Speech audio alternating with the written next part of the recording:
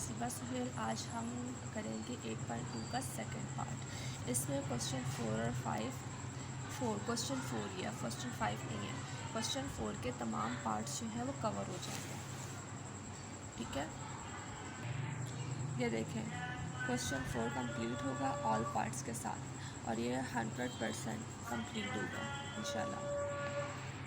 अब क्या करना है, हमने question 4 draw the graph of the following relation. ठीक है, ये इसका ग्राफ बनाना है। ये रिलेशन है 1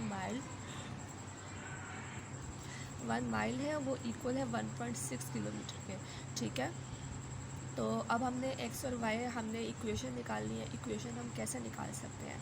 1 माइल इसको लेट कर लेते हैं हम कि ये अच्छा, एक और चीज़, 1 mile is equal to 1.6 kilometre. Mile जो है वो x है और किलोमीटर जो है वो y है। ठीक है, ये x है और किलोमीटर जो है y है। तो अब क्या करना है, अब इन दोनों का क्रॉस मैच करना है। 1 को, ये 1 है, 1 को मल्टीप्लाई कर देंगे y से तो वो y होगा, और x को मल्टीप्लाई कर देंगे 1.6 से तो 1.6x हो जाएगा। ठीक है, ये क्रॉस मैच किया है। अब इसको हम मिटा देते हैं।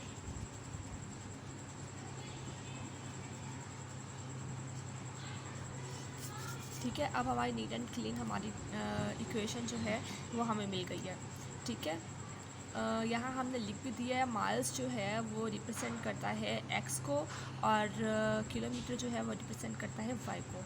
अब हमने y की इक्वेशन x में वैल्यूज़ पुट करनी है और y की वैल्यू निकालनी है। पहले तो हम x में इसका रफ वर्क इसका ये है। पहले तो हम x में 0 पुट करेंगे तो y भी 0 हो जाएगा।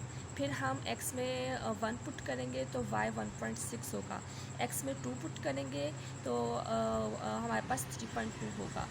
x में, अच्छा, x में हम माइनस की वैल्यू पुट नहीं कर सकते क्योंकि माइल और किलोमीटर कभी भी जो है वो होता ही नहीं है, इसमें माइनस में होता ही नहीं है, तो माइनस की वैल्यू पुट करने की ज़रूरत नहीं है। तो अब हम 3 पुट करेंगे तो हमारे पास 4.8 आएगा।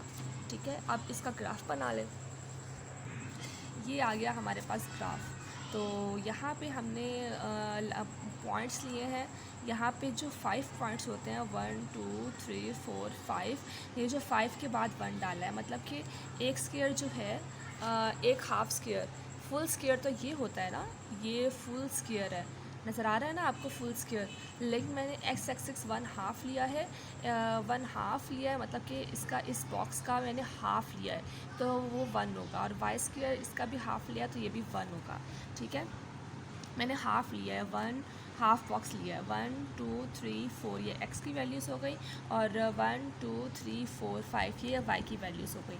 तो हमने क्या करना है, हमने, हमारे पास जो वैल्यूज़ हैं, हमने जो टेबल बनाया है, हमारे टेबल में सारी पॉजिटिव की वैल्यूज़ हैं। ठीक है, तो इसीलिए ग्राफ मैंने इस तरह का बनाया है, x भी पॉजिटिव है, y भी पॉजिटिव है। हमारे पास पॉजिटिव वैल्यूज़ निकली थी, इसलिए मैंने ग्राफ इस तरह का बनाया है। ठीक है, तो पहली वैल्यू हमारे पास 0 0 है, तो यहाँ 0 0 हम पुट कर देते हैं, ये 0 0 पॉइंट। फिर उसके बाद अगला पॉइंट है हमारा 1 और 1.6। x जो है 1 है और y 1.6 है। x हमारे पास ये 1 है और ये 1.6 की वैल्यू आई थिंक यहाँ निकलेगी 2 और 1 के दरमियान, तो 1.6 है, 1 और 1.6। अगला पॉइंट हमारा x 2 है और y 3.2 है। x 2 है और y इसका 3.2 यहाँ पे इस पॉइंट पे आएगा, तो y 3.2 ये यहाँ पे ले लिया मैंने। ठीक है, अगला पॉइंट 3 और 4.8, 3x है, 4.8 y है, तो यहाँ 3 हमने ले लिया, ये 3 है और 4.8, मतलब कि ये इस जगह पे आएगा 4.8, तो ये आ गया। ठीक है, और फिर इसके बाद एक सीधी लाइन लगा दिया, ये बन गया हमारा ग्राफ। ये क्वेश्चन हो गया। अगला क्वेश्चन, 1 एकड़ इज इक्वल टू 40.4 हेक्टर। एकड़ जो है ये ले लिया हमने x और हेक्टर हमने ले लिया y। फिर इनका क्रॉस मैच किया, 1 को y से मल्टीप्लाई कर दिया और 0.4 को x से मल्टीप्लाई कर दिया, तो हमारे पास इक्वेशन बन गई y is equal to 0.4x। ठीक है, ठीक है, तो इक्वेशन इस तरह मिल गई हमें। और इसको हम मिटा देते हैं। ये हमारा रफ वर्क है,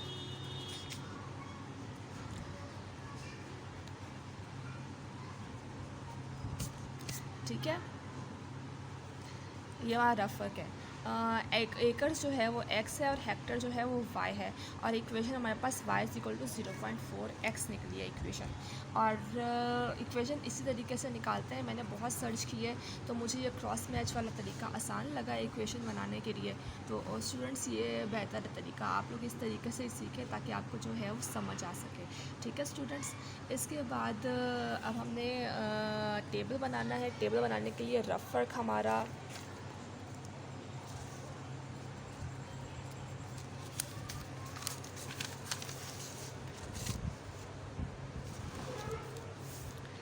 ये हमारा रफ वर्क है।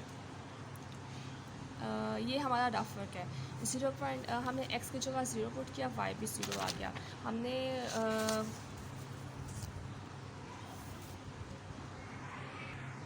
हमने x की जगह 0 पुट किया तो y भी हमारा 0 आ गया। फिर हमने x की जगह 1 पुट किया और y हमारे पास 0.4 आ गया। फिर x की जगह हमने 2 पुट किया, y 0.8 आ गया। x की जगह 3 पुट किया तो y 1.2, और x की जगह 4 पुट किया तो y 1.3 आ गया।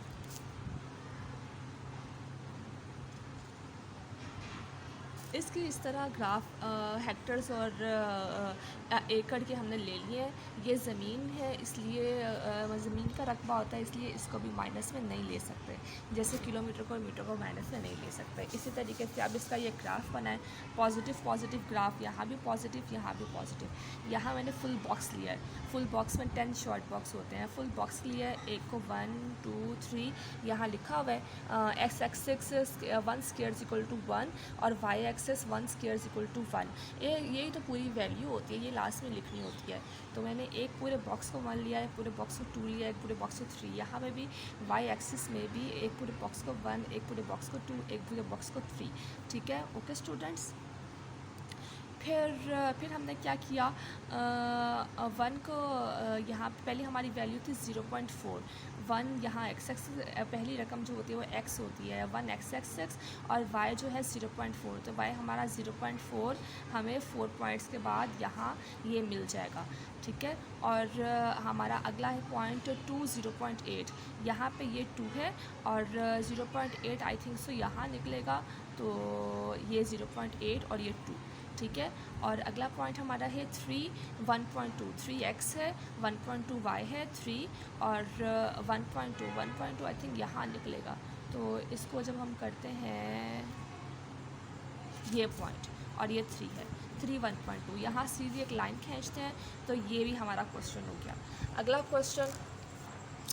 क्वेश्चन थोड़ा सा ट्रिकी नहीं है, ये भी बाकियों की तरह का ही है। यहाँ पे x y नहीं दिया गया, यहाँ पे f और c की वैल्यू दी गई है, फ़ारेनहाइट और इसको सेंटीग्रेड कहते हैं शायद।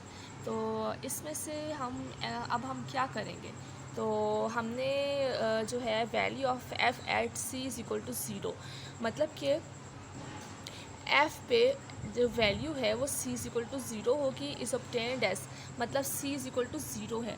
तो हमने c की जगह 0 पुट कर दिया, तो यहाँ पे इक्वेशन ये रफ वर्क है, c की जगह 0 पुट कर दिया तो इक्वेशन हमारे पास 32 आ गई। अब हमने क्या करना है, अब हमने जब 5 का टेबल होता है ना, 5 के टेबल से हमने इसको पुर करना है, क्योंकि यहाँ भी 5 ही है, 9 और 5 ही है यहाँ पे। तो जैसे 5 का टेबल होता है हमने इसको वैसे लिखना है, ठीक है। तो 9 और 5 = 0, 0 से मल्टीप्लाई करेंगे और 32 आ जाएगा। और फिर बाद में 5 से करेंगे और 5 से कट जाएगा। 1 से इसलिए नहीं किया क्योंकि हमारे पास बटे में वैल्यू आ जाती है, बटे वाली वैल्यू हमें नहीं चाहिए, पॉइंट्स वाली वैल्यू हमें नहीं चाहिए। तो 5 से कट जाएगा और 9 जो है वो 32 से प्लस हो जाएगा, तो हमारे पास आंसर होगा 41। तो यहाँ पे फिर 10 5 to the 10, 9 को 2 से मल्टीप्लाई करेंगे, उसको प्लस कर देंगे 32 से, तो स्टूडेंट्स हमारे पास आ जाएगा 50, ठीक है। और 9 को 3 से मल्टीप्लाई करेंगे और प्लस करेंगे 32 से, और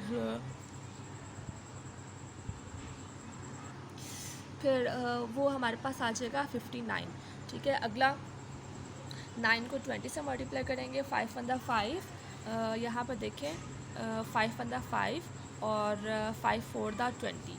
तो 9 को 4 से मल्टीप्लाई करेंगे, उसके आंसर का 32 से आप प्लस कर देंगे, हमारे पास आ जाएगा 68। तो अगला जो है 25 से करेंगे।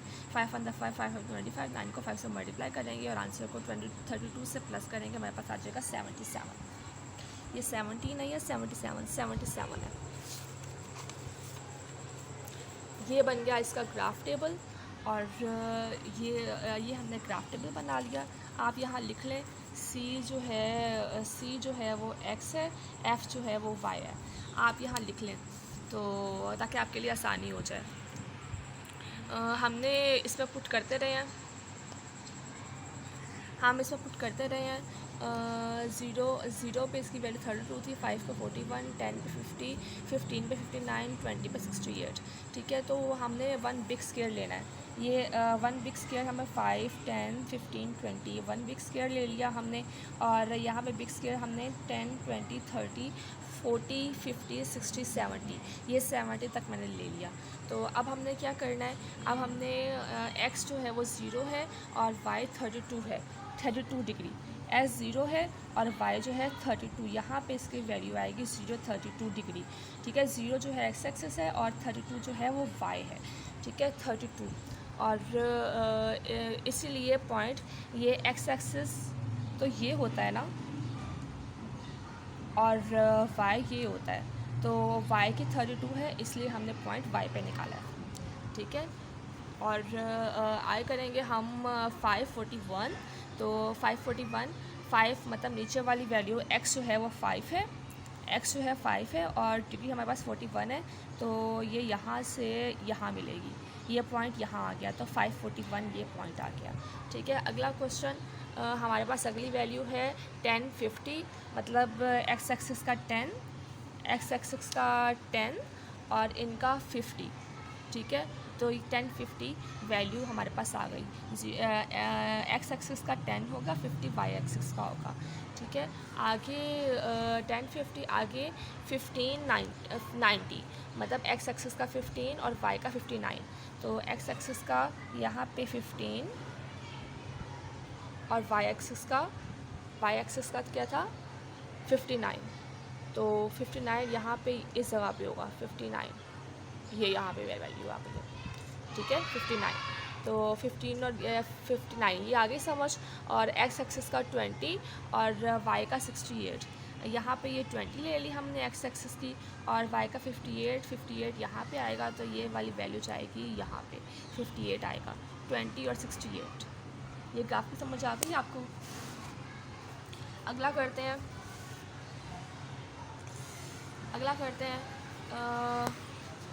अगला क्वेश्चन है 1 rupees equal to 86, 1 rupees equal to 1/86 dollar और 86 रुपीज़ इक्वल टू $1 और $1 इज इक्वल टू 86 रुपीज़।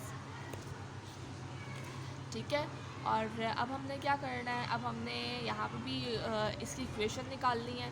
तो कैसे इक्वेशन निकालेंगे, यहाँ पे x जो है डॉलर है और y जो है वो रुपीज़ है। तो x डॉलर है, y रुपीज़ है, तो यहाँ पे भी हम ऐसे ही करेंगे, इसको कर देंगे x के बराबर, इसको कर देंगे y के बराबर।